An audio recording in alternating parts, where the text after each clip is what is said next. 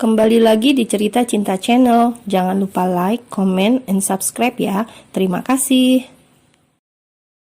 Anto, kamu cari tahu tentang kejadian kecelakaan kurang lebih 10 bulan lalu dengan korban atas nama Hanan di Jalan Baru, ucap Abi dengan lawan bicaranya di telepon.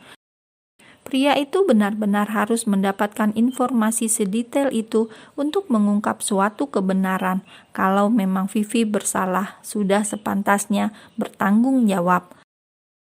Baik Tuan, jawab Anto cepat.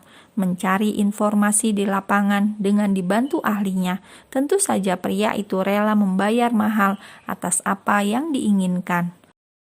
Biarkan orang-orangnya yang bekerja, dia terlalu sibuk memikirkan apa yang saat ini menjadi prioritasnya, yaitu Ruby.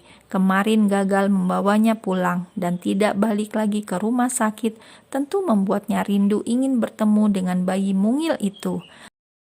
Abi pun siang itu mendatangi rumah sakit, ingin menjenguk putrinya sekaligus melihat keadaan Ajeng setelah percecokan sengit kemarin dengan adiknya. Sayang sekali, ketika Abi sampai di rumah sakit, pria itu dibuat speechless dengan berita kepulangan istri dan anaknya yang sama sekali tidak terbagi informasinya padanya. Jelas saja itu membuatnya marah dan murka atas ketidakterbukanya perempuan yang masih sah menjadi istrinya itu. Dok, kenapa pasien di kamar 39 sudah berganti orangnya? Kemana pasien atas nama Ajeng? Tanya Abi resah mendapati kamar inap Ajeng sudah kosong ditempati orang lain. Ajeng tidak ada, otomatis Ruby pun anaknya dibawa. Dan ini semakin membuat Abi tidak tenang, ditambah menghubungi ponsel Ajeng maupun Hanan tidak ada jawaban. Sial, kamu benar-benar melakukan perlawanan. Kemanapun kamu pergi membawa anak aku, pasti aku kejar, umpat Abi jelas semakin kacau. Pria itu mencoba tenang, langsung bertolak ke rumahnya yang dihuni Ajeng dan dirinya jika tengah berkunjung. Rumah itu kosong, bahkan beberapa barang Ajeng sudah tidak ada di sana, membuat pikiran negatif langsung bersarang di otaknya.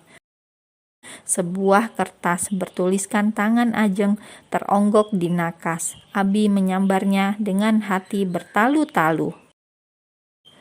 Waktuku sudah habis di sini. Aku cukup tahu diri sesuai dengan apa yang telah kita sepakati, tapi tidak dengan Ruby. Semua telah gugur karena istrimu lah penyebab kecelakaan itu. Aku tidak tahu apakah kamu terlibat atau tidak. Seingatku, kamu tiba-tiba datang begitu asing, sempat membuatku bertanya-tanya. Demi Allah, aku sangat terluka dengan apa yang telah terjadi. Hingga hari ini masih belum percaya ada orang yang tega memanfaatkan kami. Aku harap kamu menceraikan aku secara ma'ruf. Aku hanya ingin kembali tenang bersama adikku dan juga anakku. Jangan khawatir, walaupun aku tidak sekaya dirimu, aku akan memberikan kehidupan yang layak dan baik untuk Ruby. Maafkan aku yang terpaksa egois karena menyangkut darah dagingku sendiri. Aku akan memperjuangkannya sampai nafasku berakhir. Kamu bisa menjenguknya ataupun memeluknya. Aku tidak sekejam yang kamu kira, tetapi aku tidak mengizinkan kamu memilikinya. Semoga kamu dan Vivi bisa paham dan dapat menjadikan pelajaran bahwa hidup ini bukan atas kendali kalian, tetapi atas izin Tuhan, dan semua yang tak lazim akan mendapatkan apa yang mereka tanam. Sepenggal kertas tulisan tangan itu cukup mewakili risalah hati perempuan itu. Tentu saja Abi tidak rela harus berpisah dengan anaknya, apalagi anak yang sudah ia nantikan sejak lama. Pria itu bisa gila mendapati kehilangan putrinya. Dengan langkah lebar menuju parkiran mobilnya, rasa rindu dan takut kehilangan dengan putrinya jelas membuatnya rapuh. Seorang ayah yang baru saja sekejap merasakan bahagia dan ia tidak sanggup bila harus dipisahkan, sementara kehadirannya begitu dinanti. Abi pulang dengan langkah lesu, seakan separuh hatinya menghilang. Tidak ada semangat hidup untuk mengais secercah harapan. Sebenarnya pasti tidak cukup sulit bagi Abi menemukan istri dan anaknya. Hanya saja pria itu mendadak kacau luar biasa. "Mas, dari mana aja sih? Aku datang ke kantor tidak ada. Ibumu datang ke rumah, bikin pusing aja," serbu Vivi mengomel. Benar-benar tidak paham dengan situasi dan kondisi saat ini dengan perasaannya. "Kamu bilang ibuku merepotkan. Apa selama ini kamu tidak lebih merepotkan?" bentak Abi murka mendapati celotehan istrinya. "Kamu kenapa sih marah-marah gitu? Aku hanya sedang kesal," ucap Vivi seakan tak mau tahu. Abi memijit pelipisnya yang makin berdenyut. Bagaimana bisa ia tidak paham sedikit saja tentang kegundahan hatinya, minimal ditanya dengan baik dan bijak. "Ajeng membawa kabur Ruby," ucap Abi tertunduk lesu. "Hah? Apa maksudnya? Mereka kabur dari rumah sakit. Berani sekali dia. Emang sanggup membiayai hidup untuk anak dan adiknya? Sombong sekali. Ini semua gara-gara kamu. Gara-gara kamu rencana kita berantakan. Aku bahkan terpisah dengan anakku," bentak Abi emosi. "Kamu masih nyalahin aku? Sudah jelas gak ada buktinya. Seharusnya kamu tuntut dia dong, Mas. Terus ambil anak kita. Hanan itu yakin sekali pelakunya kamu. Atau jangan-jangan memang benar. Makanya pemuda itu sama sekali tidak gentar saat aku mau mengambil Ruby. Terserah, percaya ataupun tidak. Aku lebih pusing kalau sampai 2 minggu ini Ruby belum kamu ambil. Dan ibumu sudah rempong mengajakku check up. Bagaimana kalau kita sementara adopsi anak dulu? Atau pinjem bayi siapa? Gila kamu ya. Aku tidak mau selain anakku. Dan aku lebih baik kehilangan kamu daripada anak aku. Mas, gak usah nunjuk-nunjuk gitu dong. Lagian usulanku ini cuma sementara. Sebelum Ruby benar-benar kamu ambil. Kamu terlalu menganggap semuanya enteng. Nikmati saja akibatnya dari segala ulahmu." "Apa sih? Heran, dikasih solusi aja ribet bener. Mau Ruby atau anak orang lain juga sama. Semua bukan anak aku," geram Vivi emosi. Jelas perempuan itu merasa terpojokkan. Sementara Ajeng dan Hanan terpaksa menyewa rumah kontrakan sederhana guna untuk menghindari gosip tetangga yang nantinya pasti akan bertanya-tanya tentang baby Ruby. Demi kenyamanan bersama, Hanan pun mengantisipasi hal itu, apalagi kakaknya belum pulih benar pasca operasi. Tentu saja harus mendapat kenyamanan batin dan raga. "Untuk sementara kita tinggal di sini dulu, Kak. Walaupun mungkin cepat atau lambat ayah Ruby akan menemukan kita," ucap Hanan sore itu usai beberes. "Iya, pasti tidak sulit untuk Mas Abi menemukan kami lewat kekuatan uangnya. Tapi setidaknya aku tetap bersama Ruby. Aku hanya takut pria itu benar-benar akan mengambilnya." "Itu semua tidak akan terjadi. Aku menjaminnya. Kalau mereka sampai bawa Ruby, aku yang akan mengejarnya sampai ke ujung dunia pun. Ruby anak kakak, tidak boleh ada yang mengusiknya." Ajeng menatap haru bayi mungil dalam buayannya. Betapa bersyukurnya perempuan itu bisa terus bersama Ruby yang tadinya hampir putus asa. "Dia sangat lucu," puji Hanan ikut menilik keponakannya. Ajeng tersenyum lalu mengangguk. Benar kata Hanan, putrinya begitu lucu, mirip dengan dirinya, kombinasi dengan sang suami. "Kak Ajeng, makan dulu, biar Ruby aku yang jaga," ujar Hanan memberikan ruang untuk kakaknya. "Makasih Hanan, aku mau mandi dulu." "Tinggal saja di kamar, gak apa-apa," ujar Ajeng merasa nyaman. Setelah menyusui putrinya, Ajeng berniat membersihkan diri, sementara Hanan sibuk menjaga Ruby di ruang tengah sembari membaca buku. Suara ketukan pintu di luar cukup membuatnya kaget mengingat hari sudah hampir petang. "Siapa ya?" gumam pemuda itu menaruh bukunya di dekat baby Ruby lalu beranjak.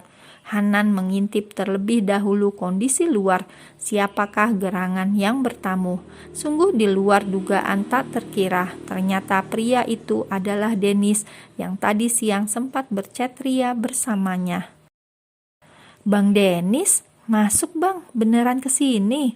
tanya Hanan sekaligus mempersilakan tamunya. "Halo Hanan, baru banget pulang kantor, jadi langsung sempetin kesini. Bagaimana kondisi kakakmu?"